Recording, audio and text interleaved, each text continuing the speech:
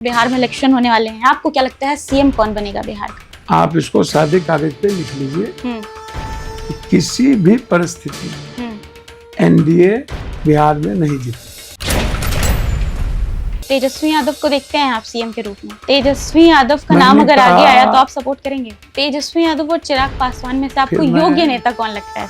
हिंदुस्तान में सबसे ज्यादा अवार्ड पप्पू यादव को मिला। आप अपने आप को बिहार के सीएम के रूप में देखते हैं? जनता बनाएगी तो बनेंगे। आपकी भी छवि अपराधी की थी। जब सिस्टम के खिलाफ आप लड़िएगा तो आप कभी बाहुबली हो जाइएगा। नरेंद्र मोदी पर दुनिया का पूरा दंगा करवाने का सब कुछ यही है।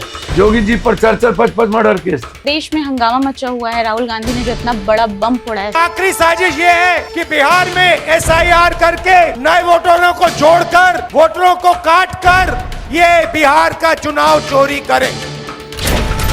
चुनाव आयोग के दस्तावेज से ही सब कुछ चोरी करके पीएम बना भी दी। अब डकैती करना चाहते हैं, हद हो गया।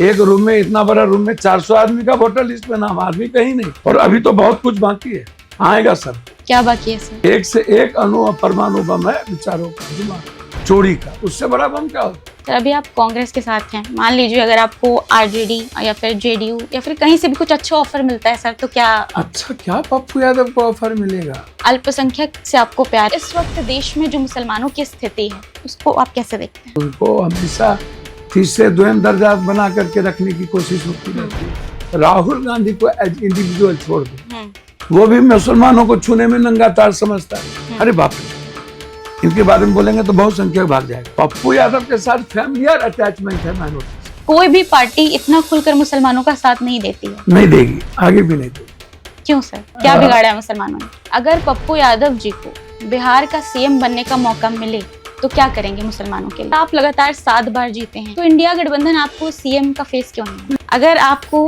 सीएम बना दिया जाए, आप सीएम बन गए, तो सबसे पहला काम आप क्या करेंगे? सबसे पहला काम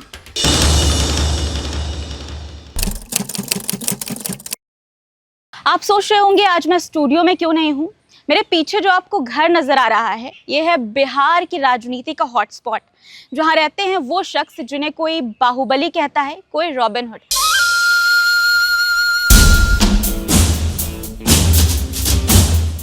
हालांकि ये बात अलग है कि वो ना खुद को रॉबिन हुड मानते हैं और ना ही बाहुबली। जी हाँ, मैं बात कर रही हूँ पप्पू यादव जी की। ये पप्पू यादव जी का घर है और आज हम यहाँ पर पॉडकास्ट करने के लिए आए हुए हैं।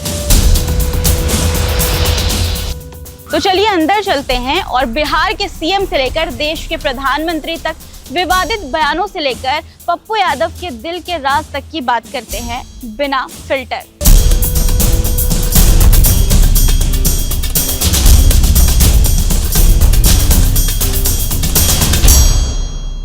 Welcome to Rami talks unfiltered with Misbah. मेरे सामने इस वक्त जो मौजूद हैं वो किसी परिचय के मोहताज नहीं हैं, लेकिन फिर भी एक बार आपको बता देती हूँ कि मेरे सामने है जनता की दिल खोलकर मदद करने वाले नेता, बिहार के लोकप्रिय नेता पप्पू यादव जी। बहुत बहुत स्वागत है सर आपका रामी। अच्छा भैया, मैं नेता होता तो हूँ नहीं। नमो बुद्धाय, जय भीम, अस्सलाम वालेकुम, प्रणाम, जोहार। मैं नेता होता नहीं हूँ। नेता रहते तो हम बहुत पहले PM CM हो गए होते। हम एक बेटा हैं, जनसेवक हैं और लोगों से उसके सरोकार, उसके रिश्ते के लिए जीते हैं और हमें उसी में आनंद मिलता है। और मेरी कोई परिधि बिहार या देश नहीं है। हम जहाँ से भी लोगों के बारे में मुझे जानकारी मिलती है कि यहाँ लोग पीड़ित है, मेन डिजास्टर के कारण किसी ह्यूमन बीइंग पर हमला हुआ, वहाँ चले जाते हैं। चाहे भुज हो, भूकंप हो, चाहे उत्तराखंड हो, उड़ीसा हो, कहीं भी, मणिपुर हो, महाराष्ट्र हो, जहाँ कोई बड़ी घटना घटती है और लगता है कि मुझे जाना चाहिए, लोगों के साथ खड़े होना चाहिए। लोग परेशान हैं, हालात अच्छे नहीं हैं, सिस्टम मार रही है और सियासतदार को इंसानियत से मतलब नहीं है। जैसा आपने कहा सर कि जो नेता होते हैं वो एक तरह से उनकी छवि अपराधी की होती है, बहुत सारे कुकर्म भी करते हैं।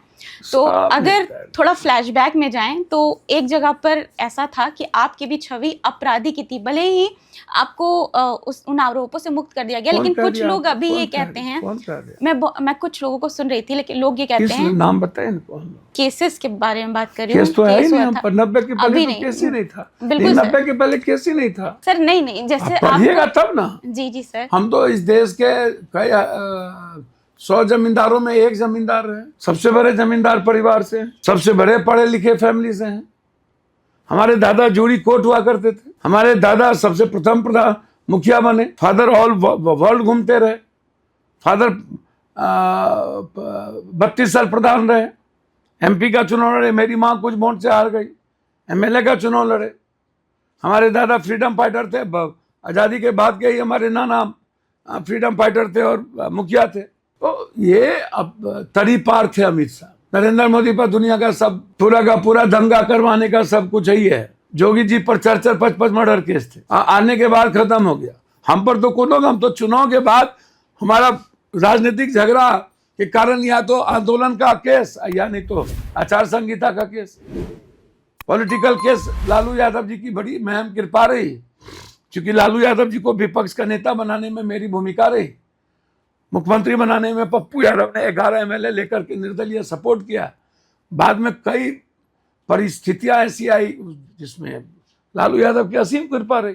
तो पप्पू यादव पर अब जॉर्ज लड़ाई लड़ते थे, उन पर डेनामाइट रखने का आरोप लग गया। अंग्रेज ने कांग्रेसियों को सबको आतंकवादी बना दिया था। अब कांग्रेस से जब JP लोहिया के समय लड़ाई हो रही थी, इन लोगों को बहुत कुछ बना दिया था। जब सिस्टम के खिलाफ आप लड़िएगा तो आप कभी बाहुबली हो जाइएगा। ना हमको बाहुबली बनने का शौक है, ना रॉबिन हुड, ना नेता, ना हमको भगवान बनने का शौक है। कहते हम एक इंसान है, यही बात। बाहुबली, रॉबिन हुड सब नहीं, ये सब चीज़ नहीं, ये सब चीज़ अपने पास रखिए। बहुत सारी मदद करते हैं आप, और जब मदद करते हैं, अभी आपका एक वीडियो सामने आया था जिसमें आप कार में बैठ के लोगों को पैसे दे रहे थे, तो उस वीडियो पर भी बहुत सारे लोग क्रिटिसाइज करते हैं कि मदद कर रहे थे तो गाड़ी से उतर कर मदद कर देते। तो इन सब चीज़ों को आप कैसे लेते हैं? हमको तो कुछ समझ में नहीं आता। हम नदी में थे जी, नदी से निकले 5 घंटा के बाद हम तो कभी गाड़ी से बाहर, अभी हम एक जगह मर रहे थे जहां पर घर गिर गया चौसा में। ये तो बचपन से बाप दादा बांटता है, आज थोड़ी बांट रहे हैं हम। पूरा वर्ल्ड भर जिंदगी बांटे हैं। डेली 10 लाख रुपया बांटते हैं, डेली कभी कभी करोड़ों में चले जाता है। पटना के बाढ़ में करोड़ों रुपया एक दिन में जाता था। आपके यहाँ जब भी घटना घटी यूपी में आके बांट के गए, मदद करके गए। इस वक्त देश में हंगामा मचा हुआ है। राहुल गांधी ने जो इतना बड़ा बम फोड़ा है सर, उसके बाद पूरा हर तरफ राहुल गांधी छाए हुए हैं। तो SIR को लेकर गांधी तो सब दिन छाए हुए, 10,000 किलोमीटर चले। एक्सपोर्ट का पराभव तो हर दिन क्रांतिकारी और कर्मवीर हैं। हर जिद है उसमें गरीबों को बदलने के लिए, जिसकी जितनी जनसंख्या भागीदारी। बम तो ये चुनाव आयोग पर तो शुरू से हमारे लीडर राहुल गांधी जी बोल रहे हैं, लगातार ये चीजें चल रही है। क्या लगता है आपको ये जो हुआ है, ये सारी चीजें, कुछ इसका असर होगा, कुछ होगा आगे? इसका असर राहुल गांधी ने जो चुनाव आयोग को लेकर इतना बड़ा खुलासा किया सर, इतनी सारी बातें कही, इतने सारे आरोप एक तरह से लगाए, हालांकि कुछ लोग आरोप तो है ही। चुनाव आयोग के दस्तावेज से ही सब कुछ है। चुनाव आयोग के दस्तावेज से ही सब कुछ है, आप उठा के देख लीजिए।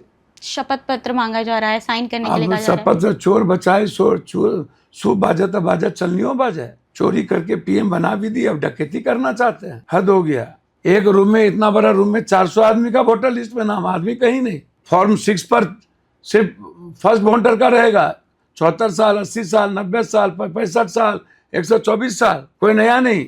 CCTV फुटेज मांग रहे हैं महाराष्ट्र की, कहाँ 1 करोड़ लोगों ने वोट दिया, कुछ नहीं। अब हमको बता दीजिए कहाँ है। अरे भैया, आपसे तो कह रहा है, तो कह रहे CCTV फुटेज का कौन 65 लाख है? आप इतने दिनों से आप रहे, उसी वोटर पर आप PM बने, तो पहले लोकसभा को भंग करिए। आधार कार्ड से लिंक क्यों नहीं करते हैं आप? जो डबल वोटर की बात कर रहे हैं, आधार कार्ड से लिंक कर दीजिए उसके इपिक को, उसको देख लीजिए, मात्र एक ही नाम रहेगा। बीजेपी आप क्यों नहीं रहते हैं? आप क्यों नहीं करते? आधार कार्ड को क्यों नहीं मान रहे? आप 16 साल से बिहार में रहे, 6 महीने के बाद आपको क्यों याद आया? 6 महीना पहले आपने नया वोटर लिस्ट बनाया, 2 महीने के बाद चुनाव है, 73% बाहर में है, 3.25 करोड़ लोग बाहर में हैं। कहाँ से पता चल गया? टर्की का सैटेलाइट ले आए थे क्या कि 1 महीने में 20 लाख आदमी मर गया, 37 लाख लोग मिसिंग है और 8 लाख डबल जगह पर है। तो पूरे देश की स्थिति यही है। आधार कार्ड गड़बड़ है तो पूरे देश में गड़बड़ है। तो पहले आप लोग सदस्यता लोकसभा से सब लोग भंग कर दीजिए, SIR कराइए, उसके बाद कुछ हो। वोट चोरी के बाद पूरा विपक्ष एकजुट हो गया है, ये क्या एक बार फिर से विपक्ष को पूरा इस देश मुद्दे की जनता एकजुट हो चुकी। विपक्ष बाद में हम्म, राहुल गांधी जी जो सारी चीजों को सामने में लाए, और अभी तो बहुत कुछ बाकी है, हम्म, आएगा सब कुछ। क्या बाकी है सर? अब हमारे नेता बताएंगे, बहुत कुछ बाकी, बहुत परमाणु अनुभव है हमारे नेता के पास। परमाणु बम? एक से एक परमाणु बम है विचारों का, जुमा चोरी का, उससे बड़ा बम क्या होता है। अब बिहार पर आते हैं, बिहार में इलेक्शन होने वाले हैं, आपको क्या लगता है सीएम कौन बनेगा बिहार का? अच्छा एक बात बताइए, कर लीजिएगा, कौन बनेगा? ज्योतिष है हम।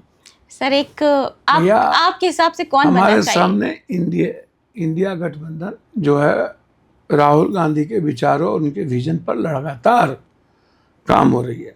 5 गारंटी कार्ड है, मैया भैया योजना है, हम्म, आरक्षण है, जाति जनगणना है, 43% आरक्षण है, निजी क्षेत्र का आरक्षण है, यूपीएससी है, बीपीएससी है, एसएससी है, गरीब आदमी की जिंदगी की बदलाव है, पलायन जो इतना ज़्यादा बिहार से है उसको बाहर लाना है, बिहार जो नंबर 1 है उसको करना है, हेल्थ है, एजुकेशन है। तो जो विजन है राहुल गांधी जी का, जो मुद्दा है, उस पर हमको काम करना है, उसके लिए काम करना है, ये इम्पोर्टेंट है। तो राहुल गांधी जी के विजन को लेकर के हम चलेंगे। और जिस तरीके से नीतीश कुमार जी को बीजेपी ने आइसोलेशन में डाल दिया, और कहीं पे निगाहें कहीं पे निशाना, बीजेपी को लगता है पहली बार हम जीत जाएं, डकैती करके 65 लाख नाम हटा दिए, बंदूक पे कंधा पर रखो और नीतीश कुमार के सहारे आओ और उसके बाद अपनी सरकार बना लो। तो ये जो बीजेपी लगातार, नीतीश कुमार जो अच्छे लीडर रहे हैं, आज जो बीमार हैं, जिससे EBC ST SC टैग रहते थे, तो आज राहुल गांधी के विचारों के साथ ST SC EBC देख रहे हैं। उनको लग रहा है जो अम्बेडकरवादी लोग हैं, जो ह्यूमैनिटी के लिए जी रहा है, जो अपनी ज़िंदगी के लिए जीता है, जो बुद्धवादी लोग हैं, उनको लग रहा है कि Rahul Gandhi is my favourite, my ideal. तो जो लगातार राहुल गांधी जी कह रहे हैं कि नहीं, जिसकी जनसंख्या ज़्यादा होगी उसकी भागीदारी होगी, उसके लिए मैं जीऊँगा, उसके रोज़गार के लिए जीऊँगा, उसके इकोनॉमी के लिए जीऊँगा। फार्मर्स की बात राहुल गांधी जी कर रहे हैं, वो उठा रहे हैं उनके खाद को लेकर के, उनके मैटर को लेकर। तो लड़ाई बिल्कुल क्लियर है। हम कौन बनेंगे मुख्यमंत्री, ये चुनाव के बाद महागठबंधन तय कर लेगा, ये आप जान लीजिए। लेकिन मैं इतना जानता हूँ कि हर परिस्थिति में, आप इसको सादे कागज पे लिख लीजिए कि किसी भी परिस्थिति में NDA बिहार में नहीं जीतने जा रही। तेजस्वी यादव को देखते हैं आप सीएम के रूप में? भैया, हम किसी को किसी रूप में नहीं देखते हैं, हम विचारों के रूप में देखते हैं। तेजस्वी यादव का नाम अगर आगे आया तो आप सपोर्ट करेंगे? मैं तो आपका समर्थन होगा पूरा? जब हमारे नेता किसी को भी AZB जिसको भी सपोर्ट करेंगे, पप्पू यादव वहाँ है, इसमें कोई बहस व्यक्ति नहीं है। हमारे लिए बिहार इम्पोर्टेंट है, बिहारी इम्पोर्टेंट है, गरीब इम्पोर्टेंट है, गरीबी इम्पोर्टेंट है, हमारे लिए हमारे नेता इम्पोर्टेंट है, हमारे लिए सबसे ऊपर विचारधारा इम्पोर्टेंट है। हम भी विचारधारा को लेकर चल रहे हैं। अच्छा, क्या लगता है आपको, क्या तेजस्वी यादव कभी डिप्टी सीएम से सीएम बन पाएंगे? अच्छा, ये ज्योतिष है हम सर, हम किसी के आप प्रवक्ता इतने जानकार हैं सर, नहीं, पॉलिटिकली बहुत आप एक्टिव भी रहते हैं। हम अपनी तो आइडियोलॉजी की बात करेंगे, हम बिहार की बात करेंगे। हम किसी व्यक्ति विशेष को हम क्या बनेंगे, परिस्थितियां हीरो बनाती है। Time will must be important. जनता बनाती है, जनता सर्वोच्च है, जनता तय करेगी कि सीएम कौन बनेंगे कौन नहीं बनेंगे। तेजस्वी यादव और चिराग पासवान में से आपको योग्य नेता कौन लगता है सर? अच्छा, एक बात आप हमसे खाए का पूछ रहे हैं, हम जिंदगी में हम ही बताएंगे आपको। जो आदमी बचपन से लाठी खाया हो, 7 बार MP हो, उससे आप पूछ रहे हैं ऐसे ऐसे सवाल, जो सवाल मेरा मुद्दा नहीं है। मेरा मुद्दा है यह देश, मेरा मुद्दा है गरीब, मेरा मुद्दा है बाढ़, मेरा मुद्दा है युवा, मेरा मुद्दा है UPSC। पप्पू का मतलब है ममता, आशा, आंगनबाड़ी। हिंदुस्तान में सबसे ज़्यादा अवार्ड पप्पू यादव को मिला है, सबसे ज़्यादा डिबेट और क्वेश्चन का सदन में। तो मैं क्यों किसी 3-13 की बात करूं, वो जनता बताएगा। वो भैया जनता ना तय करेगा कौन योग कौन नहीं योग। ठीक है सर, जनता की बात इसलिए ये करते सब हैं। कोई बात ही नहीं है। ये आप तो ऐसा ऐसा प्रश्न है जिसका कोई लेना देना पप्पू यादव के डिक्शनरी में नहीं है, दूर दूर तक। सर ठीक है, अब आपने लाठी की बात करी, तो जब स्टूडेंट्स को लाठी पड़ती है जो रोड पर उतरते पप्पू हैं यादव अपने होते हक के लिए, सर आपको कैसा महसूस होता है? अब तो पप्पू यादव लाठी खाते खाते तो थक गया है बचपन से, स्टूडेंट लाइफ से आज तक लाठी खाते खाते ही तो हम थके हैं। हम पर लाठी ही तो चली है, कैसा महसूस होगा? जिसकी लाठी उसकी भैंस, जिसकी सत्ता सभी लोग चलाते हैं। कोई ऐसा नहीं है जिसकी सत्ता आती नहीं है वो अहंकारी ना हो जाए, वो बर्बर ना हो जाए। सर अभी आप कांग्रेस के साथ हैं, मान लीजिए अगर आपको आरजेडी या फिर जेडीयू या फिर कहीं से भी कुछ अच्छा ऑफर मिलता है सर, तो क्या? अच्छा, क्या पप्पू यादव को ऑफर मिलेगा? कोरोना में हम ना तो सुई लगाए ना मुंह में मास्क, रेमडेसिविर और लास्ट 10,000 उठाते रहे, जलाते रहे। सबका रिश्ता पता नहीं चला, सबका माँ बाप भाई बहन पति पत्नी छोड़ दिया, हम उठा उठा जलाते थे।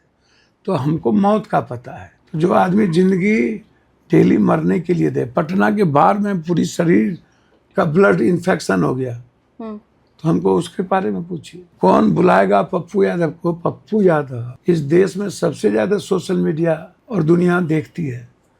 पप्पू यादव से पूरी दुनिया प्यार करती है। जब हमारी गिरफ्तारी हुई थी कोरोना में, तो पूरा वर्ल्ड लिखा था रिलीज पप्पू यादव। तो हम इस देश के हर यूथ के लिए सगे भाई हैं, एक बेटे की तरह हैं, और कंप्लीट हमको कौन बुलाएगा, कौन उसमें अच्छा और बुरा का कोई सवाल नहीं है, सवाल विचारधारा का है। अब कांग्रेस के साथ हम हैं, कांग्रेस लात मार के भगा देगी तभी तो कुछ करेगी, सोचेंगे।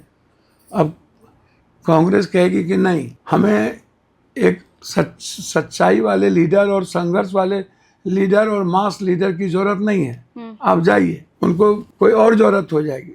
मेरी तो विडंबना यही है ना कि मैं अपनों से ही ज्यादा परेशान रहा हूँ। अपनों ने ही लगातार राजनीतिक रूप से कैसे कत्ल हो उसको रोका गया। इसलिए मेरे लिए मेरी विचारधारा, मैं यदि चुप हूँ, अस्थिर हूँ, तो वो सीमांचल कोसी में जो माइनॉरिटीज़ के लोग हैं, दलित हैं, गरीब हैं, जिसका रिलेशन इमोशनल अटैचमेंट है मुझे माइनॉरिटीज, फैमिलियर है गरीबों से, खास तौर पर अपने इलाके में जो, नहीं तो हमको तो मधेपुरा ने हरा ही दिया था। यादवों ने सबसे ज़्यादा लालू यादव को मानता है, हम तो कहीं होते नहीं, हम तो गरीब गुरबा और अत्यंत पिछड़े जाति के लोग सबसे ज़्यादा मेरे लिए पागल हैं, सबसे ज़्यादा सभी जात के यूथ पागल हैं। पप्पू यादव को 7वें बार यदि पूर्णिया ने एमपी बनाया इंडिपेंडेंट, ये दुनिया में इससे बड़ी हिस्ट्री कुछ हो नहीं सकती। अल्पसंख्यक से आपको प्यार है, आपने कहा, मैं खुद एक नहीं, अल्पसंख्यक हूं। रिलेशन, प्यार ही नहीं है, रिलेशन वो है, रिलेशन है, बिल्कुल वो सर। मेरा इमोशनल है। अल्पसंख्यक में अगर मुसलमानों की बात की जाए, तो इस वक्त देश में जो मुसलमानों की स्थिति है उसको आप कैसे देखते हैं? भैया, उनको हमेशा तीसरे द्वयम दर्जा बना करके रखने की कोशिश होती रहती है। हमेशा कुछ ना कुछ उसको बोलो, उसको करो, उसको डिवाइड एंड रूल करो, उसको तोड़ो, उसको कोरोना में भी जमात को उसने जिस तरीके से गालियां दी, आप उठा के देख लीजिए कि जमात में पूरे मुसलमान को अलग थलग करने की कोशिश की गई। तो हमेशा उसके दुकान पर थूक फेंकवा दो, कहीं कुछ कर दो, चाय के दुकान पर ये बाप रे बाप मुसलमान है, बाप रे बाप। अब ये जो उत्तर प्रदेश में जिस तरीके से लगातार कभी मकबरा को तोड़ दो, कभी कुछ कर दो, कभी कुछ कर दो, हमेशा अभी आदिवासियों पर हमला करने की परंपरा बढ़ गई, दलितों पर जो अम्बेडकरवादी बात करेगा तो उस पर हमला करो। तो माइनॉरिटीज़ के लोगों को आइसोलेशन में रखने की जो इनकी सोच है लगातार। अच्छा, जो सेकुलर पार्टी है, राहुल गांधी को एज इंडिविजुअल छोड़ दो, तो वो भी मुसलमानों को छूने में नंगा तार समझता है। अरे बाप रे बाप, इनके बारे में बोलेंगे तो बहुसंख्यक भाग जाएगा, या इनकी बात करेंगे तो बहुसंख्यक भाग जाएगा। ये या तो राहुल गांधी में ताकत थी या मुलायम सिंह में ताकत थी, जो राहुल गांधी में ताकत है। तो पप्पू यादव के साथ फैमिलियर अटैचमेंट है माइनॉरिटीज का बाय बॉर्न। मैं यदि इतना आइसोलेट हो रहा हूँ, यदि मैं तंग हो रहा हूँ, तो मुसलमानों की आइडियोलॉजी, उसकी जो रिश्ता है, उस रिश्ते के कारण मैं आज तक आइसोलेशन में। नहीं तो जिस तरीके से मेरे साथ होता है। आप इतना खुलकर मुसलमानों का नाम ले रहे हैं, लेकिन आपने कहा कि पार्टियां हैं, राहुल गांधी की कांग्रेस है, तो सर कोई भी पार्टी इतना खुलकर मुसलमानों का साथ नहीं देती है। नहीं देगी, आगे भी नहीं देगी। क्यों सर, क्या बिगाड़ा है मुसलमानों ने? नहीं, मुसलमानों ने बिगाड़ा नहीं, सियासतदार नहीं देगी, वोट की राजनीति करने में नहीं देगी, सच बोलने में डर लगता है। कहाँ यहाँ इतनी घटना घटी, एनआरसी आप जो उठा करके देख लो, कौन लोग बोले? कांग्रेस के अलावा आप उठा के देखो। अगर पप्पू यादव जी को बिहार का सीएम बनने का मौका मिले तो क्या करेंगे मुसलमानों के लिए? भैया हम तो सच हो गया, हद हो गया, क्या करेंगे हम? सबसे पहले सबको जीने का राइट देंगे, मुसलमानों क्यों नहीं? सबकी अभिव्यक्ति, सबकी धार्मिक, सामाजिक, मजहबी, सबको अब उसको अब हर तरह की जो विचारधारा वो अपने स्वतंत्र जिए, उस पर किसी भी तरह का राजनीति नहीं थोपी जाएगी, उसको डर अभाव नहीं रहेगा, ना किसी भी धर्म, ये मुसलमानों की बात नहीं कर रहा हूँ। गलत आदमी को, किसी भी धर्म और जाति को गाली देने की इजाजत हम नहीं देंगे। आप लगातार 7 बार जीते हैं, आपकी आइडियोलॉजी भी बिल्कुल क्लियर है, आप खुद को बताते हैं देश के बेटे, बिहार के बेटे हैं, तो इंडिया गठबंधन आपको सीएम का फेस क्यों नहीं बना? नहीं, मैं बेटा नहीं हूँ, मुझे लोगों ने बेटा बनाया, मैं बेटा का दायित्व निभाता हूँ, एक माँ की तरह गरीब से मैं प्यार करता हूँ हर। और माइनॉरिटीज का सवाल नहीं है, सवाल दलित का भी है। माइनॉरिटीज को ये कुछ नहीं बिगाड़ सकते, ये गल्फ जाते हैं, अन्य जगह जाते हैं तो ये जाके सरेंडर कर जाते हैं, शेख हसीना से मोहब्बत हो जाती है, भारत के मुसलमान से नफरत हो जाता है, बारे वाह। यहाँ कहते हैं इस्लाम अच्छा, वहाँ जाते हैं पाकिस्तान में कुछ बोलते हैं, हर जगह कुछ बोलते हैं, यहाँ सियासत में आते हैं तो बस इसकी मिसाइलों पर, जबकि कोई इसमें हिंदू ना मुसलमान ना सिख ना ईसाई, बस वोट की सियासत। मुसलमान कितने हैं? 20 करोड़। हम कितने हैं? 130 करोड़। जब मुसलमान 30 करोड़ होंगे तो हम 150 हो जाएंगे, मुसलमान 60 करोड़ होंगे तो हम 200 करोड़ हो जाएंगे। अब मेरा क्या बिगाड़ लीजिएगा? अब हमको बताइए।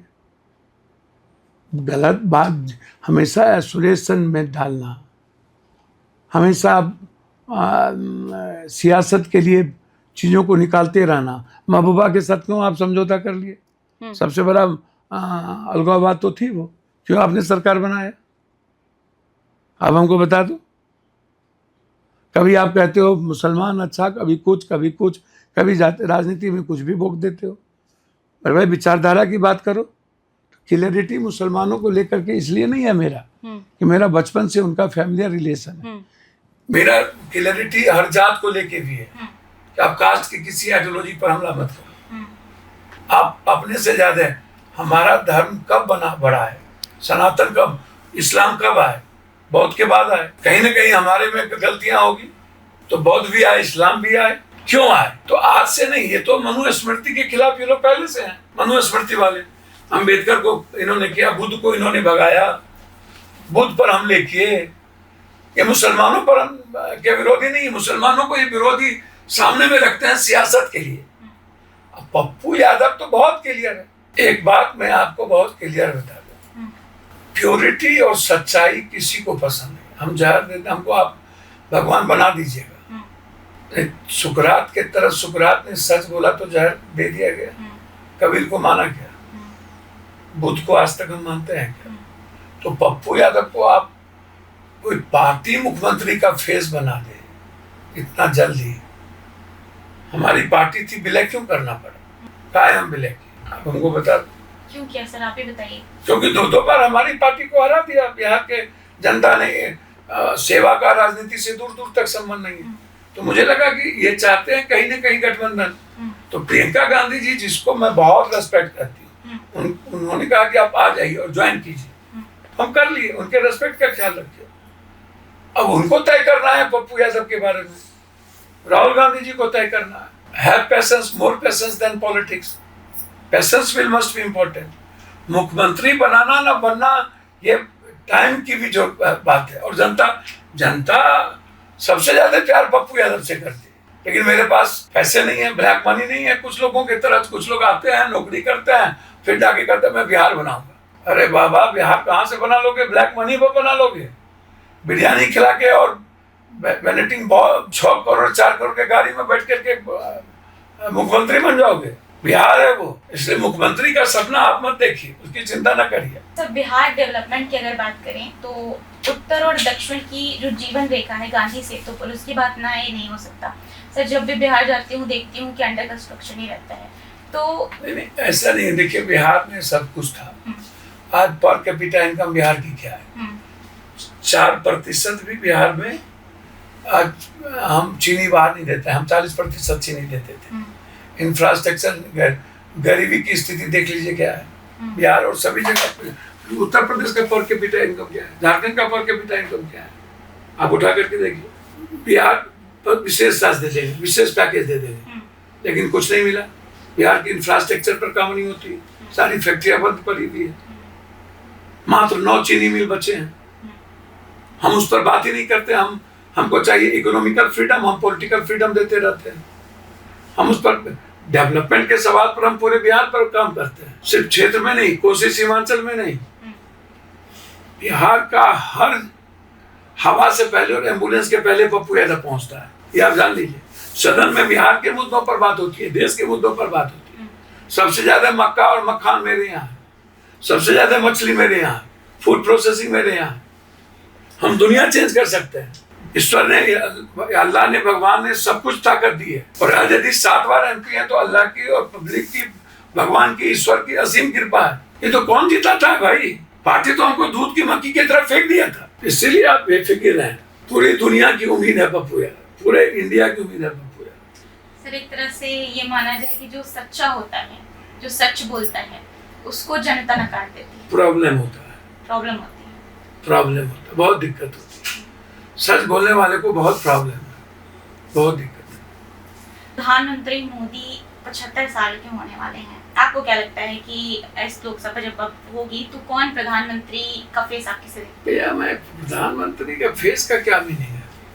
जब आप गठबंधन की बात करिएगा, देखिए आज सच्चाई में इस देश के लिए एक, मैं आपको बता दूं, मैं रहूं या ना रहूं, हमको निकाल के फेंक, एक सच इंसान है राहुल गांधी, जो बोलता है बेबाकी के साथ। और वो कभी ईश्वर उनको मौका देगा तो वो बेहतर करेगा, मैं इतना जानता हूँ। पब्लिक मौका देगी तो बेहतर करेगी, ये आप जानते हैं।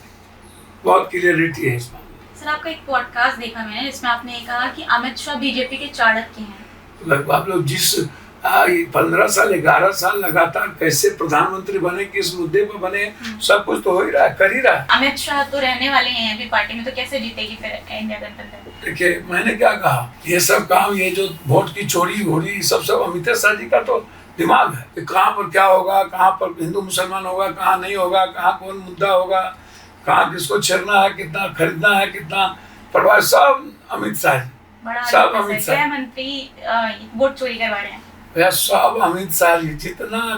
जितना खुराफात दिमाग लगता है, जितना, देखिए वो चाणक्य अब थोड़े रहे। अब तो भौतिक युग में थोड़ा खतरनाक चाणक्य की जरूरत है, तो खतरनाक चाणक्य है वो, उसमें हम क्या करें? सर, मैं कुछ नेताओं के नाम लूं, आप बताइए कि आज पीढ़ी को उनसे क्या सीखना? नरेंद्र मोदी। नेता से कुछ भी नहीं सीखना चाहिए। सर, नरेंद्र मोदी। नेता और नाग में हमको चुनना होगा तो नाग को चुनेंगे, नेता को नहीं चुनेंगे। नेता को नाग को चुनिए। नेता से बड़ा करप्ट, नेता से बड़ा चरित्रहीन। सर, नेता तो राहुल गांधी भी हैं फिर। भैया, वो नेता होते ना तो पीएम हो गए, तो उसको तो इतना ट्रोल किया गया, पप्पू का करके कोई बातें नहीं। वो बहुत साफ लड़का। नेता के बारे में आप जान लीजिए, नेता से कुछ सीखने की जरूरत नहीं है। सीखो कबीर से, सीखो अब्दुल कलाम से, सीखो आइंस्टीन से, सीखो। राहुल गांधी से क्या सीखना चाहिए? सही राहुल गांधी से सच्चाई बोलने के लिए सीखना चाहिए और मरने का जज्बा होना चाहिए। और उसी तरह से अगर देखें तो प्रधानमंत्री मोदी से क्या सीखना चाहिए? जितना झूठ बोल सकते हो सीख। और अमित शाह? भैया, जितना खुराफात दिमाग हो कर सीख लो। पप्पू यादव जी से क्या सीखना चाहिए? भैया, बिना सोचे समझे, बिना राजनीति के, बिना रिटर्न के, बिना किसी चीज के इंसान की मदद करो। जहां मिले दीन देख के मत करो, भगवान देख के मत करो, पाप पुण्य देख के मत करो। आंख बंद करके भगवान का काम करो। जो भगवान करते रहे, भगवान बताते रहे, और उसमें इंसान का भला हो जाएगा। योगी आदित्यनाथ? कुछ भी नहीं सीखना चाहिए, भगवान न करे पैदा ऐसा लोग। अखिलेश यादव? पॉलिस्ट है, शार्प है, डेवलपमेंट यदि सीखना चाहिए तो अखिलेश जी से भी सीखना चाहिए। निर्मला सीतारमण? कुछ नहीं, ये सब बकवास बात है। सर, अब एक शब्द में हाँ या ना में आप जवाब दीजिएगा, कुछ भी एक शब्द में जवाब। आप अपने आप को बिहार के सीएम के रूप में देखते हैं या नहीं? तो हम घड़ी घंट दुलाने थोड़ी, जनता बनाएगी तो बनेंगे। अगर आपको सीएम बना दिया जाए, आप सीएम बन गए, तो सबसे पहला काम आप क्या करेंगे? सबसे पहला काम, आंख बंद करके आम आदमी पर इकोनॉमिकल बोझ, भ्रष्टाचार से मुक्ति, 3 महीने के अंदर मेडिकल और एजुकेशन सिस्टम को हर आदमी तक कॉमन और कंपलसरी कर देंगे। हर परिस्थिति में आंख बंद करके हर आदमी की आजादी। 3 शब्द जो आपको बेस्ट तरह से डिफाइन करते हैं। सेवा, लोगों की हर तरह से मदद, आंख बंद करके सच्चाई के लिए मरने की ताकत, हर कीमत पर जहां सारे रास्ते बंद हो जाए वहीं से पप्पू यादव का रास्ता खोले। और justice must be important. No caste, no creed, no धर्म, नो मजहब, बिना जात धर्म के हर आदमी के लिए न्याय तुरंत हो। विद इन 1 घंटे के अंदर न्याय की व्यवस्था हो हर कीमत। सर, एक लास्ट में आप बिहार की जनता, यूथ को क्या संदेश देना बस चाहते हैं? एक ये ही बताइए। संदेश है, जात धर्म छोड़ दे, गाली देना किसी को छोड़ दे, सोशल मीडिया पर पैर पकड़ते हैं हिंदू मुसलमान छोड़ दीजिए, अपने भविष्य की चिंता करिए, अपने इकोनॉमी की चिंता करिए, एक अच्छी लाइफ जीने की चिंता करिए, परिवार को खुश रखने की चिंता करिए, इकोनॉमी की चिंता करिए, इकोनॉमी की बात करिए। यही मैं बिहार के नौजवान से, यूथ से कहना चाहूँगा, जात पात छोड़ दीजिए, गाली देना बंद कर दीजिए। रामी टॉक्स न्यायप्रिय विचारों के साथ, निर्भीक, बिना डरे, बिना झुके, एक आवाज सच की, एक आवाज आम आदमी की, गरीबों का। सबसे पहले हर उस मुद्दों को आम जनता तक ले जाएं जो लोगों की खुशियों के लिए, उसके मुस्कुराने का अवसर दे। रामी टॉक्स सच्चाई के रास्ते चले, अपने दायित्वों को निभाए, बिना किसी अहंकार के, बिना किसी लोभ लालच के, प्रभावित हुए बगैर एक अच्छे इंसान के रूप में अपने प्रदेश, अपने समाज और इस भारत संविधान के लिए काम करें। बहुत बहुत शुक्रिया सर। शुक्रिया, नमस्कार।